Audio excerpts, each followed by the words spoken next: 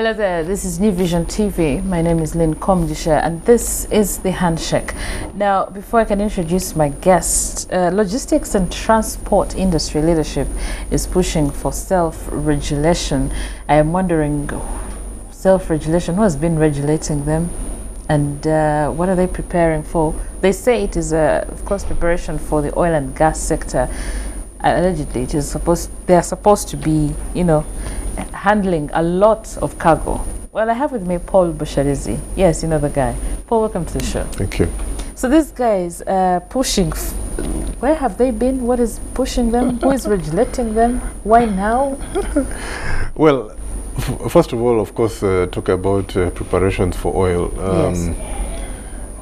In June this year, I think June this year is the deadline for what they call the signing of the final investment decision, something like that. So once that is signed, I think the government and the people, they can go back to their home countries and mobilize the finances for the things they have to do to get ready for oil in about 3 years' time.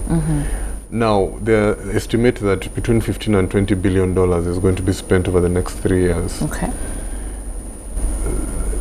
For Uganda, we have not had such economic activity in our lives.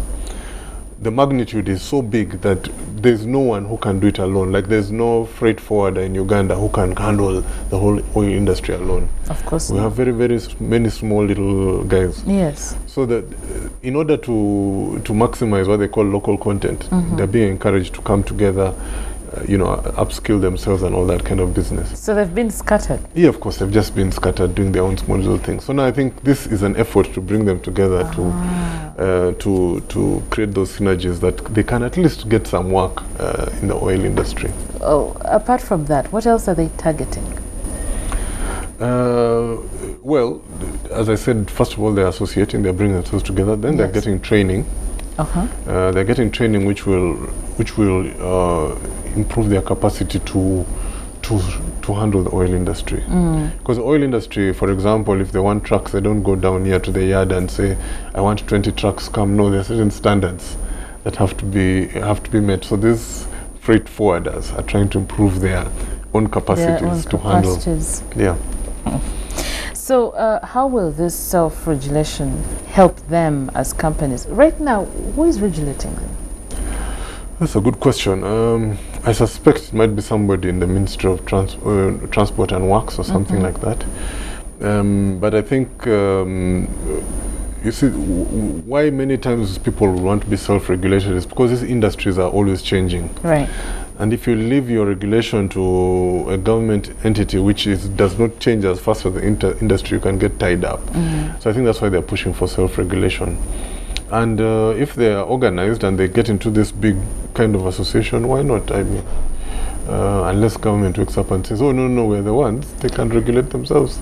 Paul, the oil and gas sector is more of who is certified, who can handle what. Now, these people, these guys, are they looking at that? Because, Paul, we know people who work in the industry, in the transport industry, not many of them have attained a certain qualification.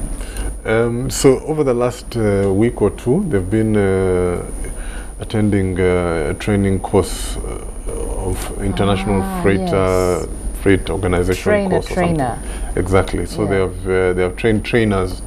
They have trained trainers of trainers. Is it? Oh boy. No, they've trained trainers.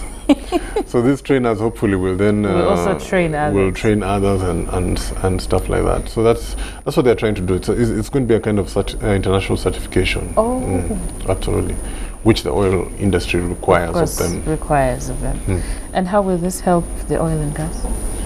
Well, I think it's more how will it help local Ugandans? Yes. Because with that kind of certification and the improvement of their capacities and this coming together, they will be able to get some contracts.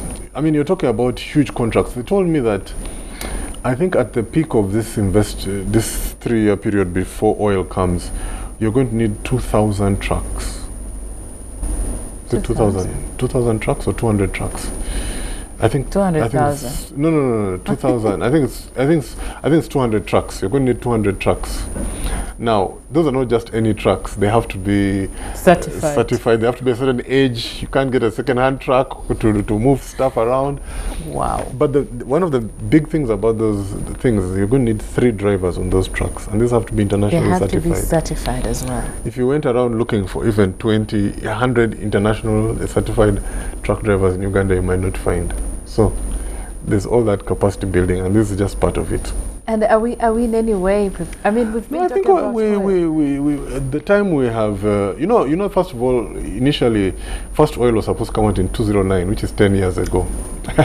So I think in the last 10 years we've been working, and I think we are in a good place. We need to be better, but I think we're better off than if oil had come out in 2009. We'd have lost everything.